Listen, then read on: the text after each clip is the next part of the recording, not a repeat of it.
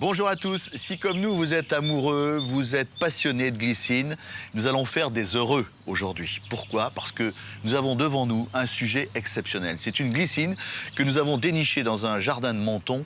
Elle a 80 ans. D'ailleurs, regardez le tronc, ce tronc qui serpente, qui vient habiller, phagocyter totalement la pergola.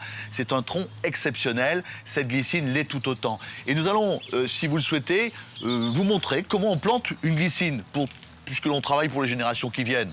Mais auparavant, j'aimerais vous dire qu'ici à Menton, tous les jardins seront ouverts, privés, publics, au mois de juin, porte ouverte, et vous pourrez admirer des sujets aussi beaux que celui-ci.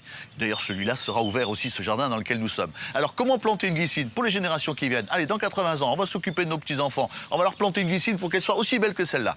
Conseil de Valérie.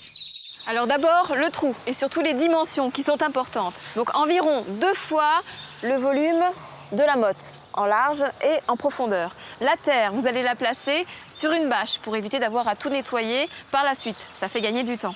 Ensuite, au fond du trou, si la terre est argileuse, vous allez apporter un petit peu de gravier pour le drainage. Enfin, pour enrichir la terre, eh bien, vous allez incorporer du terreau, que voici, et une petite astuce pratiquée par nos amis anglais. Si vous décapez du gazon, eh bien vous empilez ces plaques et au bout de 4 à 5 mois, eh bien vous obtenez ceci, ça s'appelle du loam et c'est très riche et on ajoute ça à la terre de plantation. Eh bien voilà, il nous reste maintenant à planter, c'est ma foi très simple. Vous mettez le terreau au fond et attention, vous allez planter, mais planter en biais comme on fait pour les clématites. Voilà. En direction du support. C'est parfait. Il va falloir maintenant tailler une fois qu'on aura rebouché l'ensemble.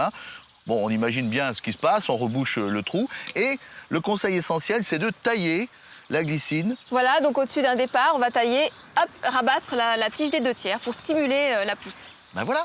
Merci Valérie. Au revoir à tous. Au revoir.